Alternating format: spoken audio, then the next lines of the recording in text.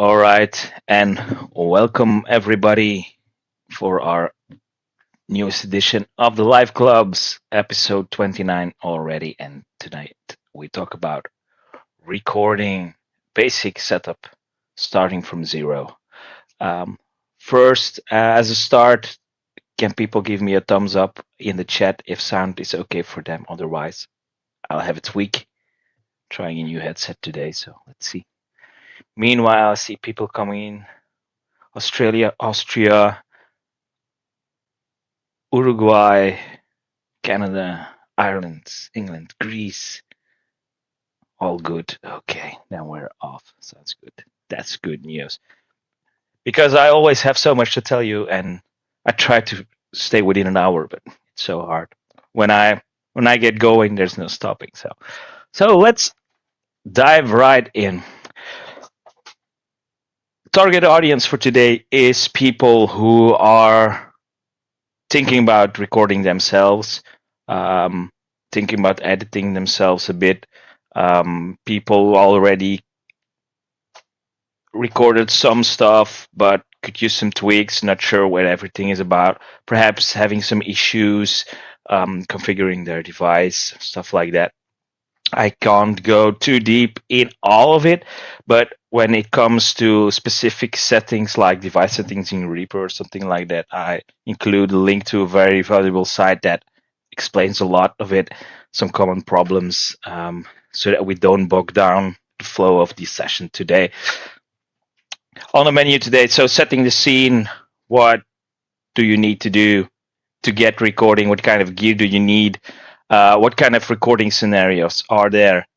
Setting up a basic audio interface and some workflow examples. And by that, I mean you can record with your phone, something very simple, or you can go recording guitars and vocals simultaneously over a audio interface, stuff like that. So let's dive into that. First of all, very important, there is such thing as the red button stress. By this, I mean you might be practicing something, it's going smooth, and as soon as you want to record it, you start to fumble. You need to do take over take over take. One, this is very, very normal. Everybody experiences this. And two, it's okay. You need to take your time. If you set your mind to recording, make sure that you carved out enough time out of your agenda to do that, because you will be doing quite some takes. But if you can record it to some software and delete and keep the stuff you want, you can actually cut it in pieces where you want to. Best of all, of course, is if you can do it in one sitting, in one take. It doesn't matter how many takes you need, but the stress is normal. It feels a bit like performing, but only for yourself and perhaps your computer or your phone. But keep that in mind. It might frustrate you during the recording process. Um, Throw some technical issues on top of that, something that doesn't want to work, something that has noise or doesn't sound that well, throw it all together, and you have one frustrating mess. And I must be honest, recording vocals and guitars isn't my favorite part of playing music. My favorite part of music is performing live, and you only have one take, you only have one shot, one opportunity. Thank you, Mr. Eminem. Uh, and in recording, that also works a bit against you. You want to do better and better and better, but at a certain point, you need to say, good is good enough. This is what we'll work with for now, especially if it's a part of a self assessment or something you want to send to a coach or a teacher, something like that. At a certain point, you need to decide, okay, this is it. And maybe you want to postpone and try another day again. That's all fine, but keep this in mind. So, setting the scene, first of all, as I said, take your time to do this.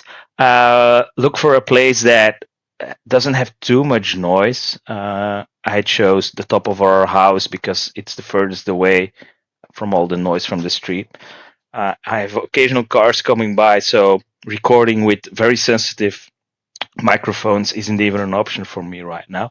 But there are some ways to counter this a bit. it could be that your setup is pretty simple and mobile, and there's nothing wrong with that.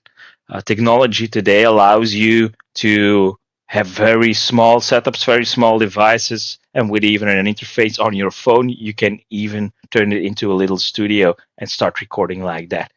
This is the cool thing about the day of today, that so much is possible. There's so much options, and because of that, I will go through some of these options today to show you what the pros and cons are and the differences and what gear you need to do that. So what is the essential gear that you need? What is the bare minimum? We have quite a good recorder already in our pocket, being our phone, not only to film ourselves, but the dictation app on it or some free apps do a pretty good job as well. And often these apps offer some functions to do some cutting, to do some editing, perhaps even some compression and even some effects. You can use your phone as a device to record certain tracks that you will later on drop in some software to edit, or you can use it as an interface, as I just mentioned. I'll go into that later. A simple dictation device, it could be an older one. If it has a card that you can read out with a card reader, or connect it with a USB or something like that to your computer, it can serve as a good recording device, of course. And if you have a laptop, uh, perhaps with a camera in it, it can work as a device, but be warned, microphones in laptops aren't that good. You can use it for self-assessment to check out how is my timing, how is my strumming, how is this working, how is my posture, stuff like that. Great self-assessment tool, some quick recording, just popping open your laptop and pressing record. Uh, to create recordings to show somebody else what you can do pure skill wise, like for a teacher, well enough, especially today with the newer types of devices. But when you want to use it seriously to deliver a real song, that's not going to cut it. Then you better use a laptop as a device to edit and add an audio interface to that. And that's when you start to get a bit more serious. Um, More serious, like in investing in a small audio interface. It isn't the biggest of costs, and you have very cheap to very expensive options. And as uh, many technology today, even the cheaper options are actually good enough for what you need. You often hear that you need very expensive preamps to have a good warm sound. I do not believe that. I think the addition these preamps can give you is on the far end, on the end of the tail, and only has little return for all the dollars or euros or whatever you put into it. A lot more has to do with how much noise, microphone settings, and placements. How do you record? How is your playing actually? That's the most important thing.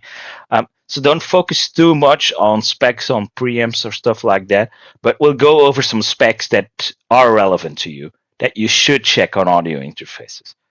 Um, Having a few microphone stands is very useful because then you can precisely measure out where do I want this microphone. We go over some placements that you can use. If you want to put a microphone in front of an amp, you can either use a special a dedicated microphone for amps that you usually see on live gigs hanging in front of the grill with some tape or something. But in many cases, they're on these tiny microphone stands. That's something you need to figure out. You can use a regular boom stand as well and point a microphone to it. And some more on microphone tips later on. If you use a audio interface, then you also benefit from headphones. You can use studio speakers to have the best sound to compare.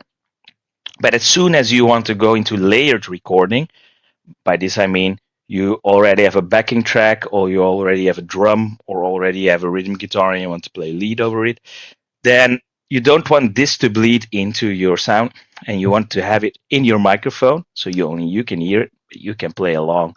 It's also great for having a click track, playing along with a click track, playing along with drums, stuff like that.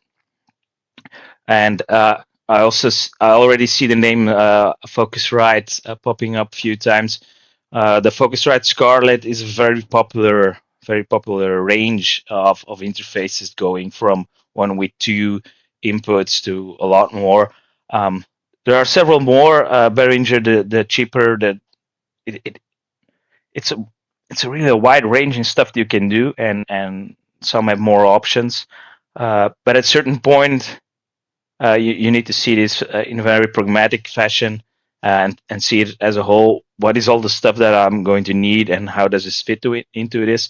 I think the Scarlett range is a good um, price quality range to go. By all means, try a bit cheaper or more expensive if you have good experiences with the brand or specific functionalities really speak to you. All good. I think it's all going to work great. So, and some editing software. We go into that later. I have a few options for you. Some are free, some are more expensive, some are easy, some are hard. This can take some time to learn as well. It can be somewhat frustrating. Good tip there: if you start meddling around with some recording software, open a ChatGPT or Gemini window and start chatting. These tools are excellent for your specific use case. Um, start your workflow, start to record, ask the tool what you want to know, and it works so much better than trying to figure it out. It will give specific preferences for certain settings, and sometimes it stays, but most of the time it's useful. So, if you want to go more advanced, you can start treating your room with bass traps in the corners, avoiding reverb coming off the walls, starting with isolation cabinets to avoid bleed of sound, like to sing in for the vocals or really for guitar cabinets like that. Um, Investing in pro software, investing in a pro producer. But that's far beyond the scope of what we are doing here today. Here today, I want to tell you some really basic stuff. Some of them you might know, and some of the other stuff you shouldn't be ashamed that you don't know, because that's why we are here. And one important thing is, if you decide to work with microphones, you should know what the difference is between dynamic microphones and condenser microphones. Dynamic microphones are less sensitive. They're cheaper. These are the ones you often see singers using, or they are the ones that are in front of amplifiers. So if you have some dynamic microphones, which are often quite um, all around in use, and you have some proper ones, they can serve a lot of purposes. Then the condenser microphones, they're a lot more sensitive. They require their own power source, often coming from a separate power source, but usually from the audio interface itself. Then you have a little switch saying 48 volts or phantom power, being the same thing. This is to power the sensitive condenser microphone. Um, they are great microphones to set up in a room that sounds good. And if you play and sing with a guitar and the room sounds good, these are picking up all the smallest details in a very clean fashion. But they also pick up every little noise, every little shuffle of a feet or paper or a click of a mouse somewhere in the room that you can't even hear yourself, but amplified a bit, you hear everything coming through. So you have to be careful with that. And also, dynamic microphones are quite a lot cheaper than decent condenser microphones. In both ranges, of course, we have very cheap options to go for. But when you're starting out, I'd say go with some dynamic microphones. And I have a very good tip for that. Store like Thomann is selling this MB60 set. It's a set of 3 dynamic microphones, which are similar to the Shure SM58, the Godzillas of microphones, but they have some extra options, and they only cost 35 euros for 3. That's a bit over. That's 2 coffees for a microphone. I bought such a set years ago. I still use all three of them. They show no wear. They have been they've been more reliable than my cables, and you have some extra functions. They are super cardioid instead of cardioid, meaning they have a more narrow pickup pattern, which uh, keeps out some of more of the noise that's coming from directions that you don't need. It has an off and on switch, and at this price, you can't beat it. I couldn't believe it. I thought I have to try this. It's from the home brand of Thomann. If you're in Europe, you're in luck. Then you can order them quite easily. I just read that Thomann. No, it was not Thomann. It was Harley Benton, another European brand. Is closing down export to North America. So it's probably because of all the tariff stuff, and perhaps importing this kind of microphone can be an issue. But the moral of the story is, um, go find a cheap dynamic microphone, and go check it out online. See what people say, because it's quite simple technology, and in most cases it will work quite well. And if you have some good reviews to back that up, go for it. Um, you shouldn't be buying a $300 dynamic microphone. You are not going to hear the difference. Most of the difference will come from you improving and getting better. Believe me. So, really, golden tip for you. If you have access to this, even with shipping costs to some other countries, this still is a good deal. Believe me. Yeah, Harley Benton is a home brand of Thomann. Yeah, I also have a Harley Benton Explorer kind of guitar. It was quite cheap, and it really surprised me. So they are not earning anything off of me. I should set up some affiliate program by now. But you, I have a lot more trust in low cost gear today than I had 20 years ago. Um, I'm a pragmatic but critical guy. So talking about microphones, then we go to microphone stands. Um, I talked about the short boom stands that are versatile to put in front of your amplifiers.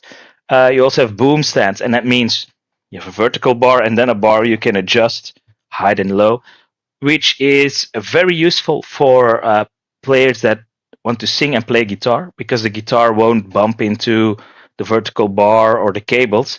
You have a straight mic stand, which looks very cool, especially with that Elvis kind of Shure microphone on it, but you will bump in with your guitar, especially if you have the bigger acoustic one. You will bump into that. So be careful if you buy a microphone stand, that there is a difference between these things.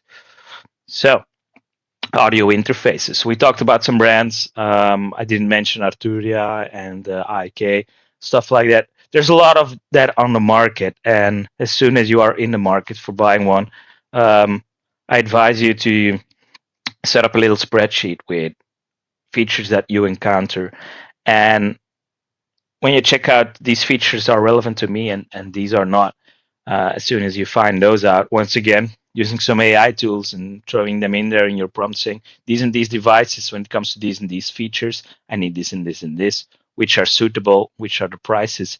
AI tools are very good in comparing these kinds of. Tascam is not here yet. There's so much, and Tascam is a very, very popular brand. Absolutely. So that's not on purpose. Tascam really is one of the most popular here. What does this audio interface do? You might think, well, my laptop has a microphone input. Why can't I plug in my guitar into this? It is, yeah. Keep it clean on the channel, guys. I see some mentions about F word and stuff like that. Thanks, Mr. Close to you, Richard. Thanks for being here, man. I can count on you. This audio interface, what does it do? You plug in your input devices, being microphones, being instruments, into this. It has built-in preamps that, even though they're not the most expensive, they are still good enough for what you want to do. They make sure this sound gets digitalized, going from analog sound to digital. And this is what you often occur when you see A/D or D/A. It means analog to digital and digital to analog. And it is translated to a digital signal, and it will come in on your computer in channels. If you have two channels on your interface, you can record two channels at once. And if you use some editing software, you can split that up and have two separate channels coming in while you play and sing, for example. You'll have a separate channel in your software for singing and for playing. So that's one major plus already. When you compare recording with your phone, just with a notation app or something like that on, that is just your guitar and your singing. While using microphones and an interface, you have both on a separate track already. You might have a bit of bleed, a bit of the one sound coming in the other microphone, but once again, because of the narrower pickup pattern of these microphones, it will be rather limited, and you will be safe adjusting both, applying effects, cleaning them up. And for those purposes, having an interface with only two inputs is enough.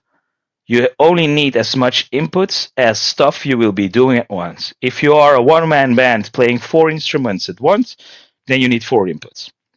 If you want to sing and play all together, then 2 inputs is actually enough. Do I need to have an extra input when I want to record over a backing track? No, because in software, you can import this backing track, play this backing track, press record a new track while the backing track plays, while you hear the backing track in your headphones. So you wouldn't need a separate source that goes into a separate input. Even so, many audio interfaces have some kind of separate auxiliary in that you can use for this to come through your monitoring. And there are different options. I have a question here. Is a Fender Link I/O suitable for input? I'm not familiar with Fender Link I/O. I'm sorry. I can check that out later. So put this on email, Lieven at JustinGuitar.com. All your questions that remain during the session or after the session, you're always welcome to mail these, and I will come back to you about these as soon as I can. As you see on the little example here, the Katana, I think you can use the Katana as an interface. I'm sorry, I'm no device encyclopedia, but I thought that a Katana can be used as an interface. I'm not sure. I can figure that out. Put that question on mail. I'll figure it out for you. So as you can see here, the guitar comes in, and it becomes a track on your PC. Having 2 inputs, your microphone can come in, and the example here is a condenser microphone, but it can be a dynamic, of course, or some other instrument. And as you see, simultaneously 2 channels appear to different channels. And Mr. or Mrs. Guitar Sonics replies, yes, Katana can be used as an interface. What if there are 2 singers and 1 guitar? Then you need at least 3 inputs, or you can record separately. You can record the guitar first and give the singer headphones, or have a singer and a guitar record first and then the other singer. If you need several headphones, you might need a headphone amp, as they call it. It all depends on the options, of course, on your interface, but most interfaces only have 1 headphone out. And if you want to use several headphones, you probably need something that can direct the signal to a headphone amp and have several headphones in there, and everybody can twist their own knobs for the volumes.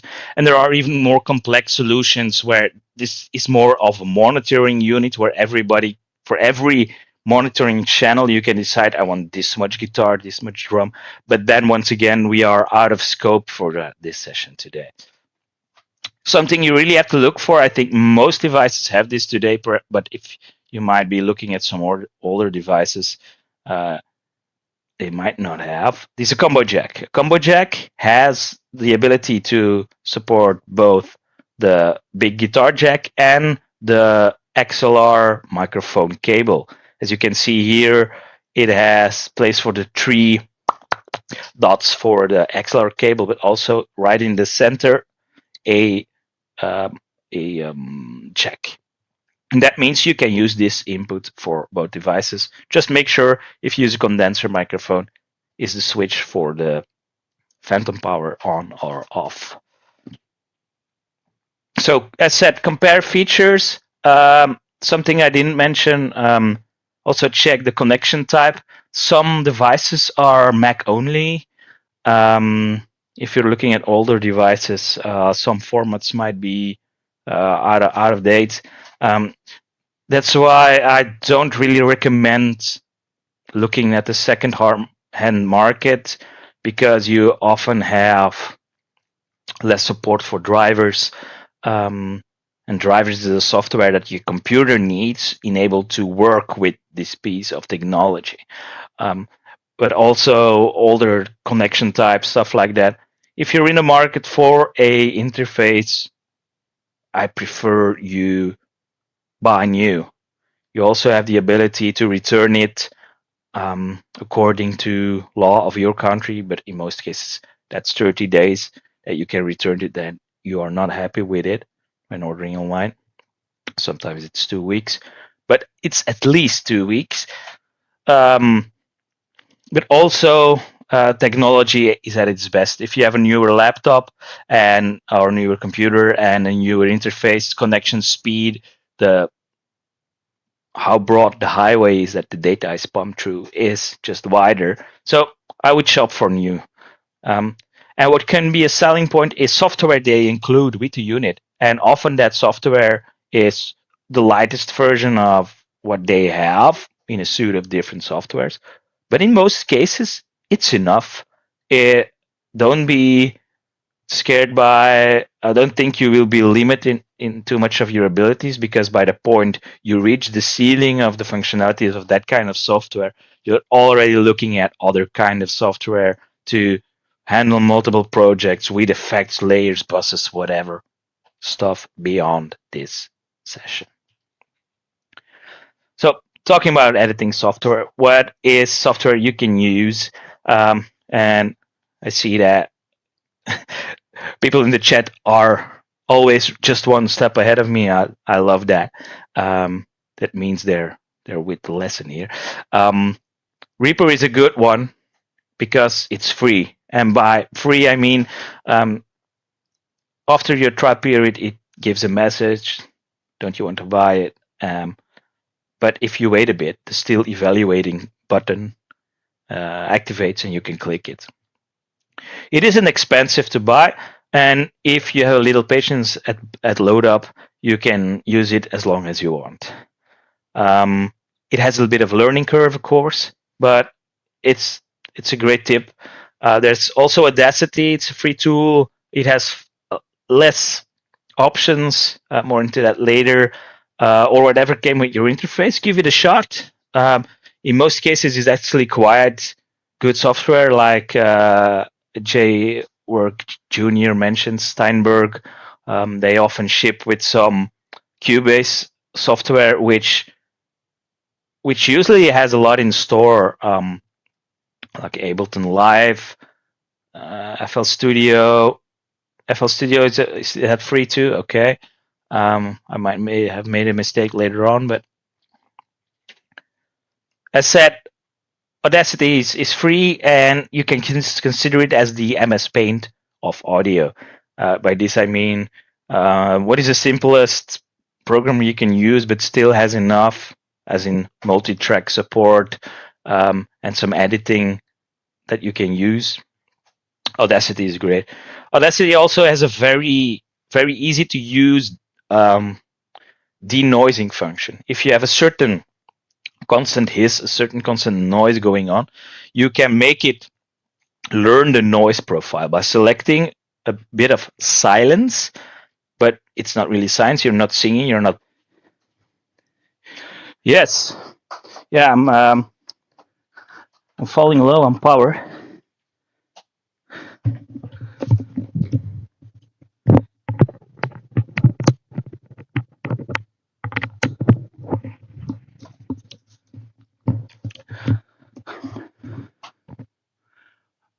All right. Yeah. I should be still on, but I was getting low power warnings. That's not good. So I continue, and I suppose everybody can still hear me. So I go. If you don't hear me, let me know. Audacity is free. It is the MS Paint of audio editing. It has this very good noise removal tool where you can select a noise profile. It learns how the noise is, and then you can apply that to the whole track, and it will remove that kind of noise that it learned from the whole track. That's a very easy way to get rid of a noisy layer in your sound. Be wary. It is very suitable for a constant sound, a constant noise, a constant hiss, a constant hum, something like that. Because if it's a different noise like cars going by, you can't really get that out because it's a certain noise profile that it learns. Then I need to click. Then, as mentioned, Reaper, it's free as well. It has many plugins, effects, tools included that take some time to learn also. But it's worth it. For the basic stuff that you need, it's worth it. It might be a bit overwhelming in the beginning, but if you limit yourself to what you need at that point, only use what you need, and as soon as you get your audio device set up, well, it can be a bit of an issue sometimes if it's having some latency. But as soon as it's set up, it's pretty solid and it gives you a lot of options. It's worth learning some basic. And once again, with AI tools near, it's a lot easier to step by step go through your process, what's going wrong, and learning as you go. There is a lot of resource material for Reaper online. If you want to know something, Googling it will end up with a lot of good options. There's a very active community. It's being used by a lot of people, and it's in constant development as well. I get new updates very often.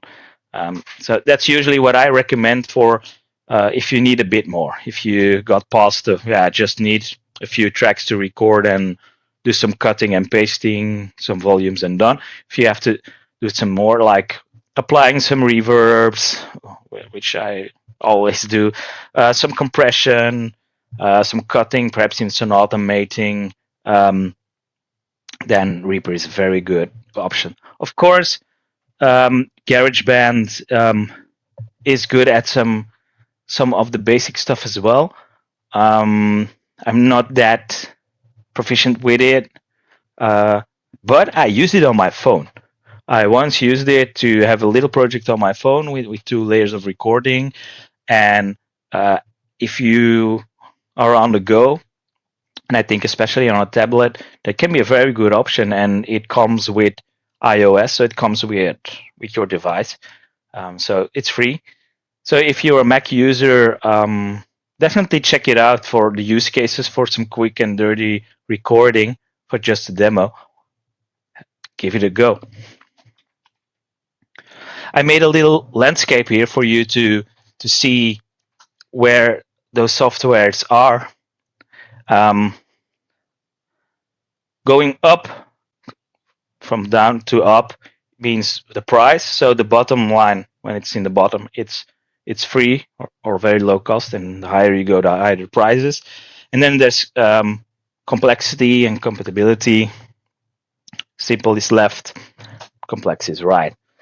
So Audacity is completely in the corner because it's free. It's simple, and as you go far up, you see GarageBand is very close to that. If you go right, so still cheap but more complex, you have Reaper there and Logic Pro.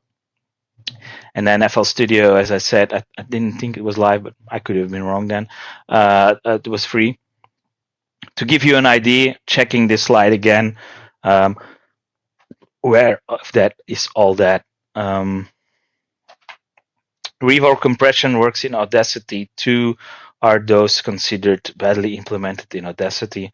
I have very little experience with that. I do notice that you can download quite some free effects libraries for using in Audacity because it's packed with some basic functions also when it comes to limiting, to amplifying, stuff like that.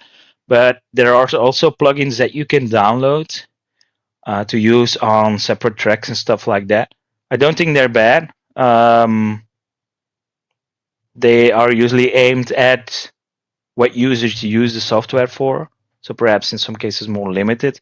But if you take a step back, you have to look at what is my goal. I want to record something, make sure things are aligned, clean it up a bit, apply some basic subtle effects or stuff like that. In many cases, Audacity will actually do. You might have some more work with finding some of these plugins. Are they free? Stuff like that. But you have to keep your goal in mind. What am I trying to do? And in many cases, playing something differently, experimenting, training it some more, gives you more results in cheaper software than the other way around. So always keep your goal in mind. What am I trying to do? And all these tools that I'm talking about are just means to reach that goal. So don't over focus on I should use this gear, I should use this software. I'm going over the software options here and gear that you can use. So some recording methods. You can use your phone and just your phone. Important thing is locate where the microphone for your telephone is. It might be in the bottom. It might be like this. Sometimes it differs. And make sure that if you're recording an acoustic guitar, that you point it. I was not showing, but maybe your microphone is over here. So make sure you point that end to the thing you want to record. And in this case, I prefer to put it about 30 centimeters or 1 foot away from an acoustic guitar to the 12th fret. I think that gives the most balanced sound. Remember that also it is the top of your guitar vibrating and makes a noise. And you can experiment with rotating that just a bit. So having it at the 12th fret, but slightly rotating it either away or to the body, more to the body to have more of that heavy weight warmth, or a bit away of it to have a little more crisp, defined sound. It can be enough to have just a decent recording. I usually am surprised with the quality this does. I sometimes send some demos to people with me having the amplifier behind me singing here in the microphone, vocal coming also out of the amplifier because it's an acoustic one that you can sing with, and the phone is about here, and that's a bit further away, but that's because it's amplified. But the quality that the sound recorder on the phone has these days is pretty impressive. Even to record a very loud band in our rehearsal room, and you put it far away enough from everybody, but pointed at the sound source, it can be enough to have distinction between all the instruments and hearing what everybody is playing. So it could be enough, especially for self-assessment. And then using software that is on the phone, like a GarageBand, or I read about Dolby On, It should be free. I haven't used that myself, but I read about it. And good tip: put your phone on airplane mode to avoid all vibrations and signals and disturbances like that. In many cases, apps already turn all of those things off as a precaution, but just to make sure. Um, I often see the term DAW, a DAW, pause, because that means digital audio workstation, which is the popular name for audio software. But I always use the term software because it's easier to pronounce in English as well. So that side, you can also use your phone to record your amp, as said. Put it a little farther away, 30 to 90 centimeters onto 3 feet, a meter, stuff like that. Make sure that you don't put your cell phone on the floor because it might vibrate, especially with the bass notes. And once again, experiment with angling it a bit. Um, you can start with aiming it right at it, at the speaker, at the center of the speaker, but angling it a bit can take some of the harshness out. Then, of course, you have to make sure that you can transport what you have recorded to your computer. I often drop everything in a Google Drive folder because my iPhone can share to Google Drive, or I send it to a WhatsApp message to myself, and then I open it on the web interface of your computer because you can access your WhatsApp chats in a browser and download sounds from there. That's something I often do as well. It's quick and dirty. Um, yeah, somebody says today smartphones do amazing jobs. Just remember the old days with the cassette recorders.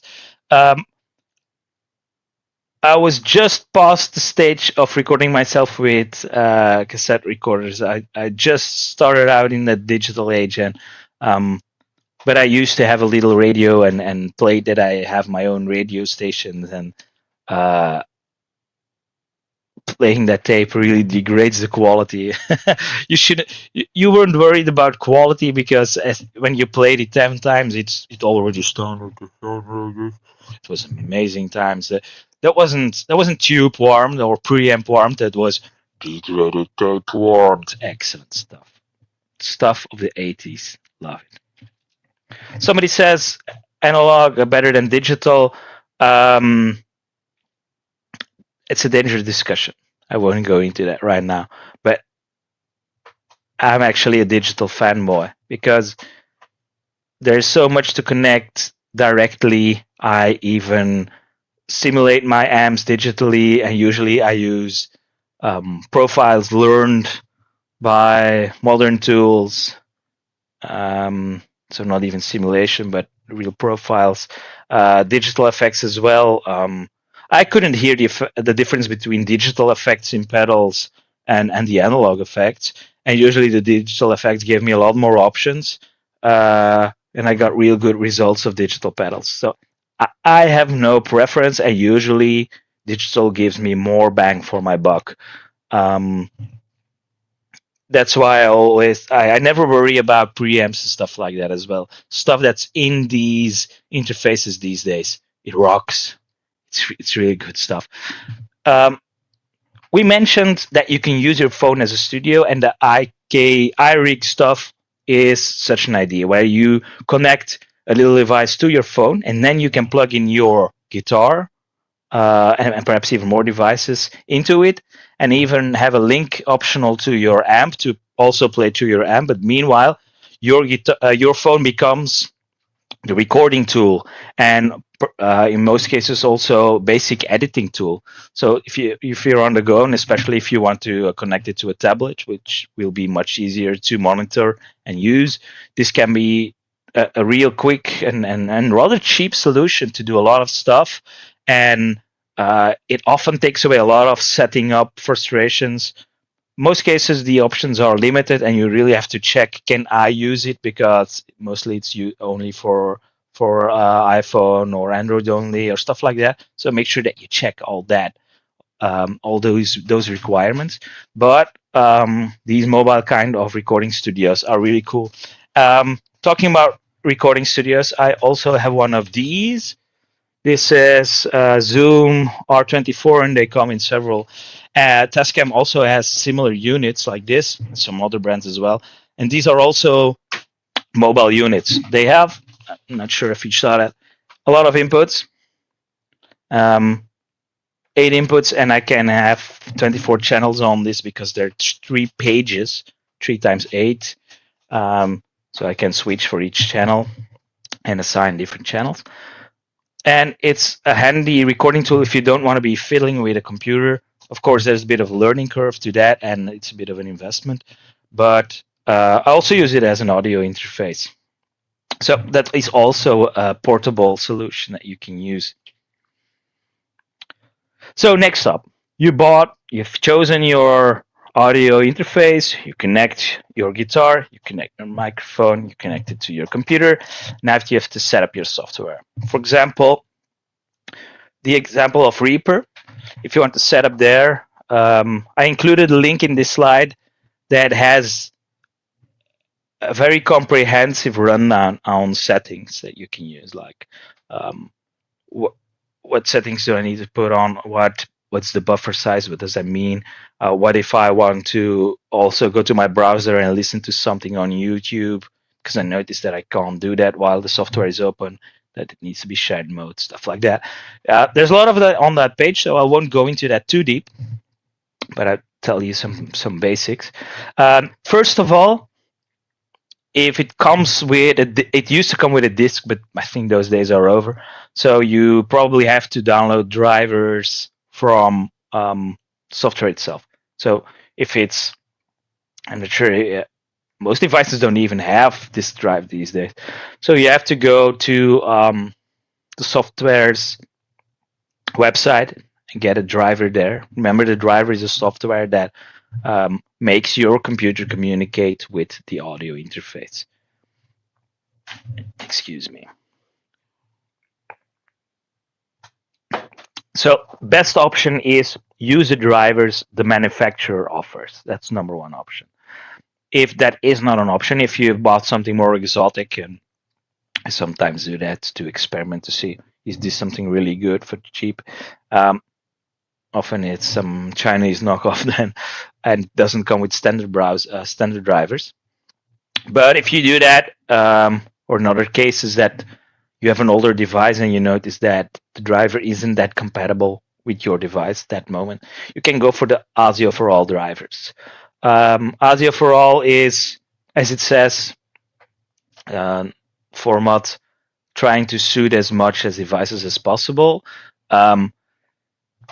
Cool thing is it's very compatible, but as said, if you can use the software specifically provided by the manufacturer, go for that. It can take a bit of hassle to set up. It comes with a menu where you have to decide, this is the audio input I want to use, this is the audio output. Also, once again, there's a lot of online resources to do that. And for macOS, that is set to use Core Audio, but I'm not familiar with that. I'm sorry. So, for example, when using Reaper and you go into preferences, you have a setting called Audio Device, and this is where you can set up your device. Please note, if you're using this with a computer, chances are the output is already switching to this device. That means if you were using speakers or headphones, you might not be hearing anything in other software, but you will only have sound in Reaper or your audio software. And on top, you can check out the audio system, make sure that you select the right option. Perhaps if you use a headset like this, it will also be there as an option, but your device should be in this list as well. And most cases, if it's a USB device, you can select the driver from the manufacturer, or if that's not available, the ASIO for all should be there somewhere. And you select your inputs. You select your first and your last input. If you have 4 inputs, your first is 1 and your last is 4. And he will line them up for you automatically. Same for outputs. And then we have a sample rate. Sample rate is the amount of bits of information per second that make up the audio file. For CDs, that is 44,100, 44.1K. But you also often see 48,000, which is more used for video. Most important thing here is try to use the same sample rate. If you do projects in 48 or in 44, or you have files coming in a certain rate, try to use the same thing. In many cases, software will give you a warning or will adapt, stuff like that. Modern software does that. But in rare cases, it can mess up. And then there's the block size. This is a buffer size. This is what size of chunks are being processed. And I'll go into that later, because you might notice when you start to record yourself, you have latency. You play something and it comes in your headphones later on. You can try to play with the buffer size, with this block size. A low block size, smaller, will have less latency, but it requires a faster computer. Bigger block size will have more latency, but are more suitable for the slower PCs. Try to tweak that. Try to figure out what setting still works for your computer, but don't go on the edge, because as soon as you start adding effects that will take more processor power, you will end up with a stuttering sound again. So try to figure out what is a good balance for you. Also, try to if you have latency, try to turn off all the other software, turn off the effects. Perhaps you are monitoring yourself, listening to yourself with effects on while playing. Try to turn these off, stuff like that. And once again, this Reaper setup link will help you setting up your device. I'm not going to go in further because we don't have time for that. But what's behind that link will offer some extra options for you and a good rundown in what to do. So when it comes to recording, I had two good questions coming in. One was from Alfio. His question was, what is the difference between gain and volume? And the most important thing you need to remember is gain is about what's coming in, and volume is about what's coming out. Gain is the link is in the slide deck, and the slide deck is in the chat and on the community, but let me share it here once again for you so that you can access it right away. Link copied. So here's the link with the slide deck, and the links are in the slides, and that was in slide number 31. You will find that. So what is gain? Gain is what's coming in. And if your gain is too low, you record with a gain that's too low, you'll need to turn that up, the volume, to hear it. But you will also get in more noise because you're also amplifying the noise. If your gain is too high, your device won't be able to handle it, and it will clip. Your sound is a wave, and if it can't handle what's coming in, the magnitude is too high, the amplitude, it gets cut off. This is what clipping is. And if you don't have nice round waves, but sharp clipped off waves, you get this distorted sound.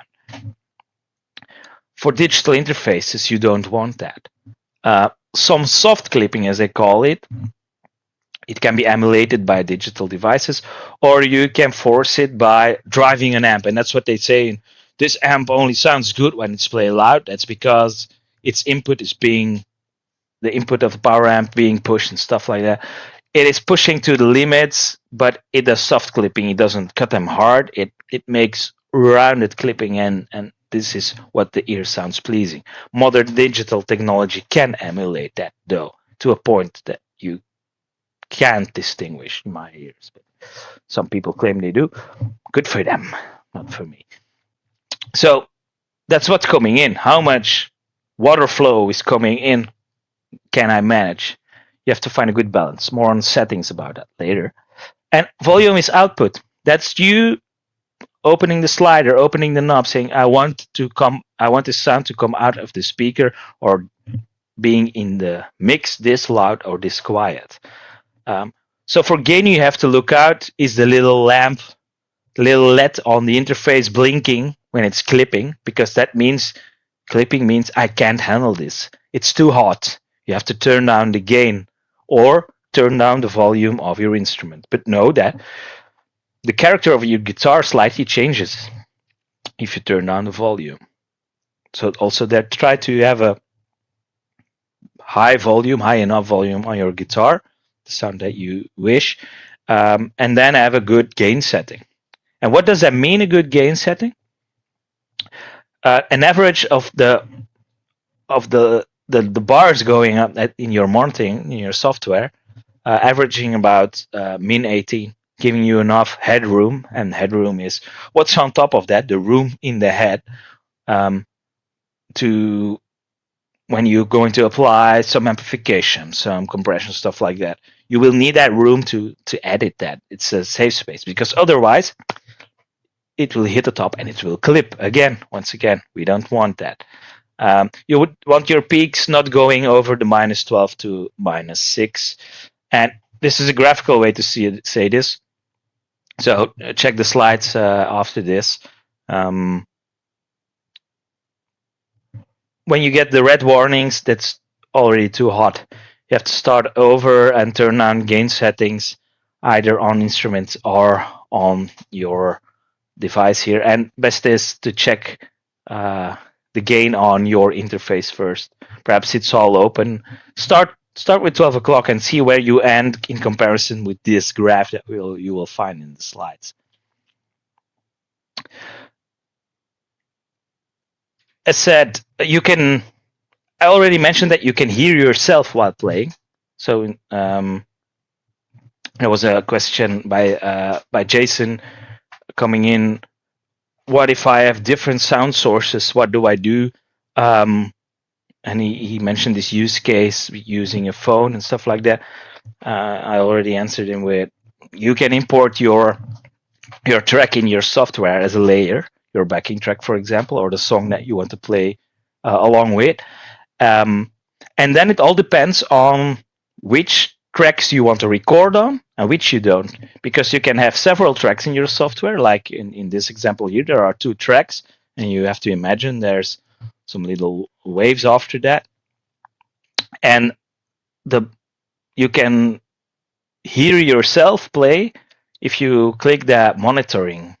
The monitoring means hearing yourself. And that what comes through your headphones if you turn on monitoring for that channel.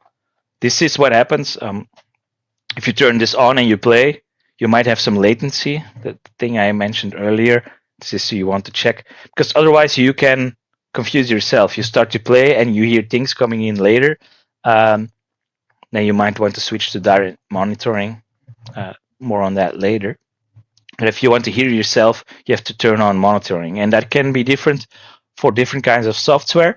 So if you want to hear yourself while monitoring, figure that out. There's also a little round button next to that, the red one, and that is to arm your channel. Arming your channel means as soon as you start record, the software will record a signal there.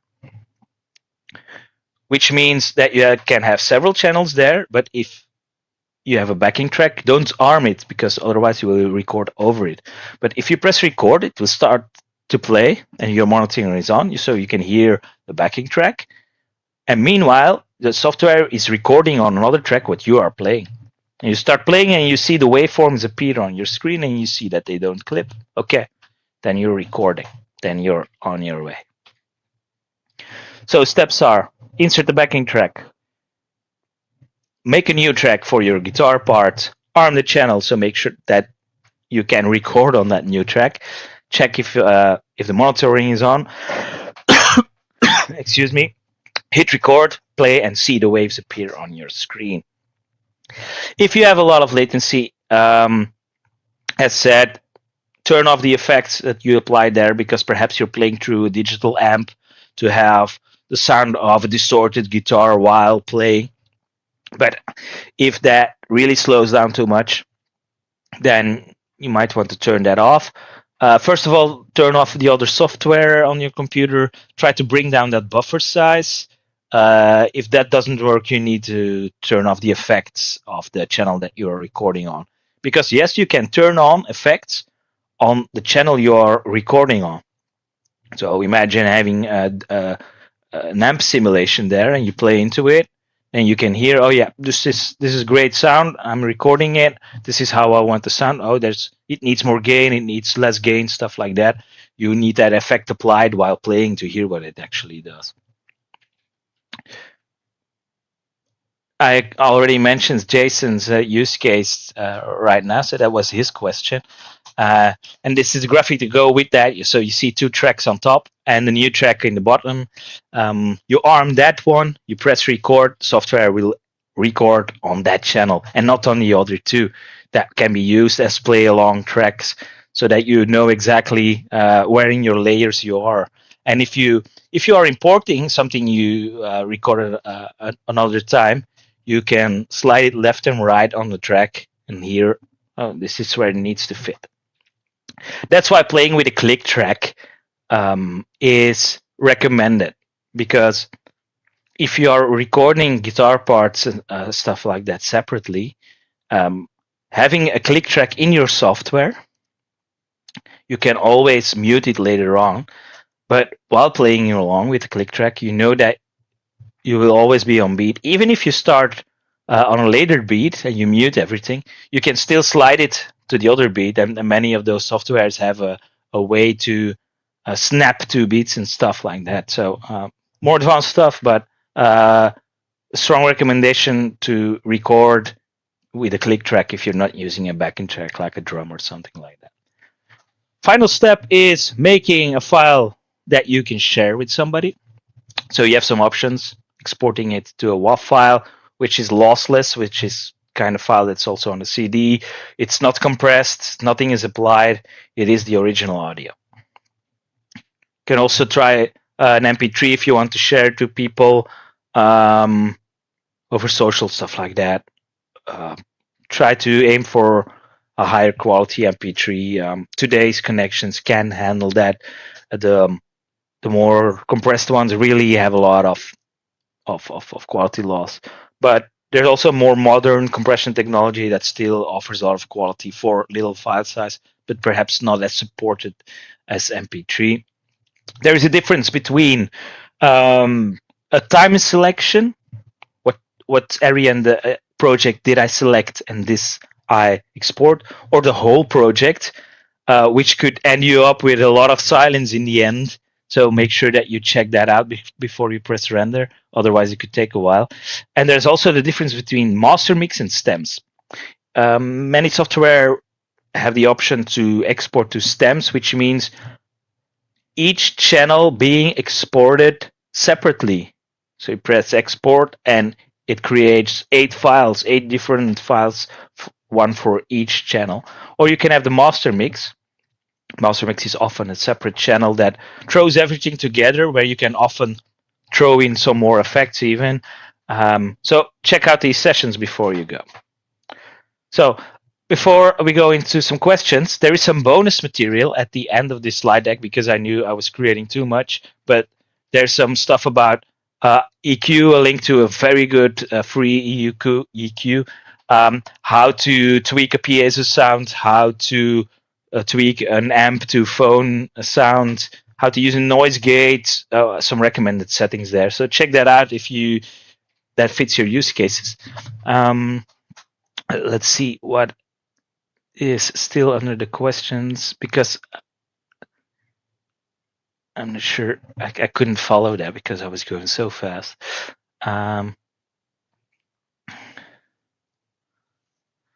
Behringer recommends installing ASIA for all for the UMC22. Yeah, ASIA for all indeed locks. You can't use it shared. So when you use ASIA for all, you can't use your audio device outside of the program, which can be a bummer if you want to check YouTube for how was the original or you want to check something else. So if you have no sound outside of your audio program, that isn't so strange. Usually that is because it's being used exclusively. It's in exclusive mode for that kind of software. Um, do you have an opinion about using a lavalier microphone that you can clip on the shirt in comparison to a dynamic condenser? In many cases, these lavalier microphones are condenser microphones. Many cases, not all of them. You are not singing directly into it, and do I have a mic? Not close by, but you're singing into a microphone. Let's imagine this phone here is my microphone, and your lavalier is sitting here, and it's made to pick up in a certain pattern. While singing with a microphone also requires microphone technique. Like I'm singing more quietly and less boomy. I can come closer. I'm projecting a lot of air, really physically moving. I need to move the microphone away. So about singing live with a microphone comes with microphone technique, which I also apply when singing with a guitar and moving away or closer to the microphone. You can't do these kind of adjustments, techniques, and dynamics with a lavalier, but it is often the same technology as the ones with the headset that you see public speakers use a lot. I've experimented with that. Quality wise, it was actually pretty good. But there was something with the combination of the microphone in my guitar, the microphone of the pick amp, because it combines a microphone and a piezo, and that microphone that I was using for singing. And it was phasing out, it was canceling out due to the phasing, and audio engineers couldn't really find out where or how. So that I'm not sure how that came about. So you have to make sure that you have to test that. But quality-wise, it can actually work pretty well. It's of course hard to try because these microphones aren't cheap. Often these wireless things aren't cheap either. Those aren't most sexy purchases. It doesn't really make you sound different or better. It's very handy, but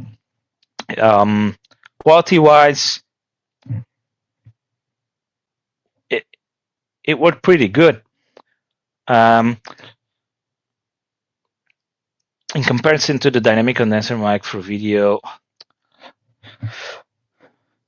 do keep in mind that those microphones are the top grade specialty models are made for singers. Those are even more expensive. But the basic ones work pretty well. Setting up a specific setup with your cheaper condenser microphone, with you singing into it, and if you want a certain room to go with your direct signal, because that's also something you can do, by the way, that is combining an amp with a dynamic mic right in front and one condenser microphone for the room sound. And then in your software, you go into blend it, which gives you a more broad, rich sound, which is very cool, by the way. It will give you, I think, the better, more specialized results, less of being lucky, because also with these lavalier things, these devices that come with it often have some kind of noise suppression as well to dampen the lower frequencies, like when you bump your clothes a tiny bit and it gives that low rumble, stuff like that. So it is not really made for that. That's the point I want to make. But quality-wise, it's good. I'm planning to experiment with it later on again with some different technology to give me more freedom. Because the thing is, when you have a wireless guitar and a wireless pickup for your vocal, the feeling of freedom at first is a bit strange, but then it gives you even more room to express. So I'm still experimenting with that, and quality-wise, it's good. Do you have any recommendations on an audio interface to start with for recording 2 channels? like you had for microphones. Well, in most cases, it doesn't matter whether it's guitar or microphones because of those combo plugs. So the ones that were already mentioned are all good. Um, as long as you're not buying something really, really cheap and dodgy. But they even have interfaces that are 50, 60 bucks or something that actually do the job. And if you only need two channels, there are some good options mentioned here, like the Focusrite, like the Tascam, like the Behringer even. So don't worry too much. On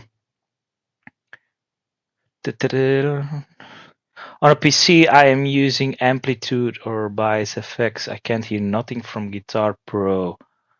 Uh,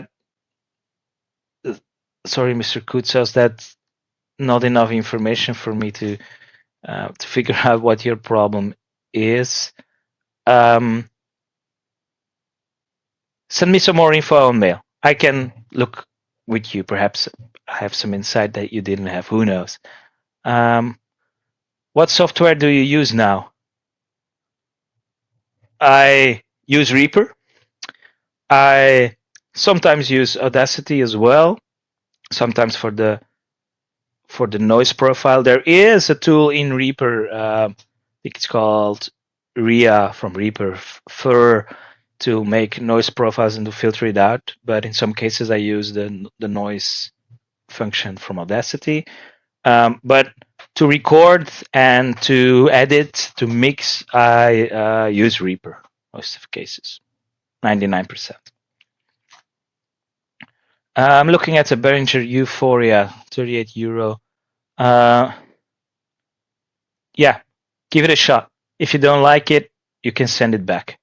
I know 38 euros really sounds suspiciously cheap, but if you're brave enough, just try that, and chances are very good that it will be enough. It might have less functionality, so make sure that you check off the things that you need.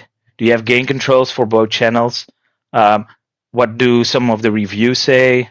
Is there enough reviews of people saying it works well enough, or I didn't have issues using it in this platform, stuff like that?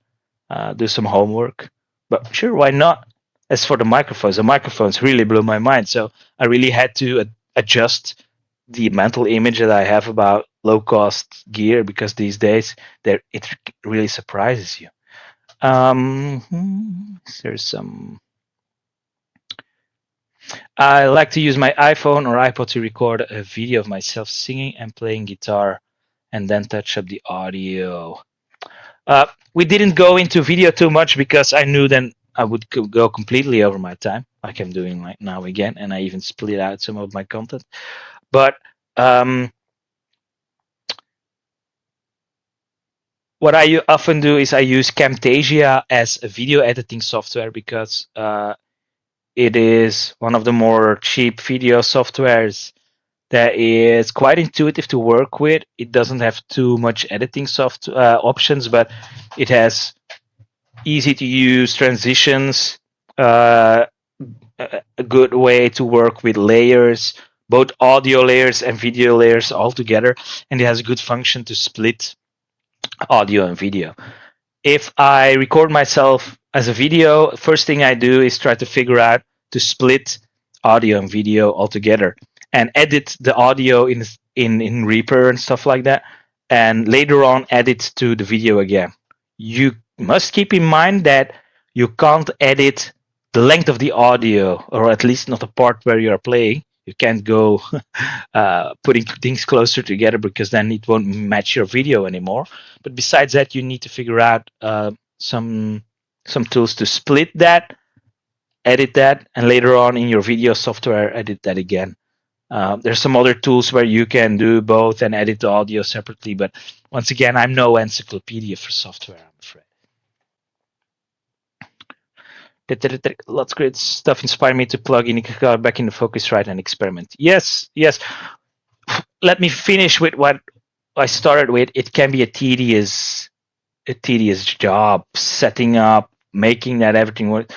The time it takes and frustration before you are actually playing can take a while, and then you're there, and then you're getting cramped up trying to play it right. And I know that. I still feel that every time. So make your time, carve out enough time, do it chill. Um, Check out the settings that are in the slide deck. There's some stuff in there that I went over quite fast, or even had to skip as bonus material. The link that I included with the settings, and um, use some AI tools, some prompting to give yourself a workflow. You can really ask yourself like, make me a workflow in 20 steps to start recording with this device. I still need to set it up.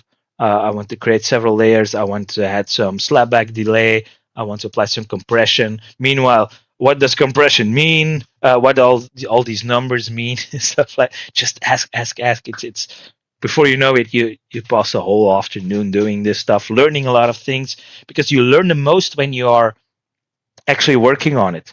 Um, I try to apply that in when I coach people as well. Is if they learn a certain technique, let them train that in a certain song they also want to learn, and the song serves the technique, and the other way around. And learning then about it, what does it mean? Oh, this really uh, could use some compression. Then you go check out what is compression. Oh, I have several settings here. What does that do? Oh, that means this and this. I can apply this here. Okay. Is this a difference? Is this a difference? So that's the best way of learning. That's on the job, doing the thing you're doing right then. But it takes some time. You can try and watch a video before and fall away halfway or somewhere, fall asleep somewhere halfway, or you can try learning on the job. That's my way. Thanks. Yeah, I love doing this. Smash the like button. Yeah, good idea. Smash this like button. Subscribe like all these YouTube heroes do. If you don't slap like button now, stuff like that. Yes. So yeah, slap it. Thanks a lot for liking the channel. Also check out the other stuff. Next session will be about, and that's here, writing a song in a minor key. Let's write a basic song in a minor key. I was thinking of A minor because it's so accessible with accessible chords. You can do some very fun embellishments, very easy on that. We can refer to other sessions. We'll write a verse, we'll write a chorus, throw in a bridge, perhaps some tricks, make it more complex. Try to come up with a bit of vocal melody. Who knows? Perhaps you have a lyric that we could use in this song. Mail it. I don't have anything right now, so if you have a lyric you want to turn into a song, mail it. Perhaps I can select it and I'll use it in a session. I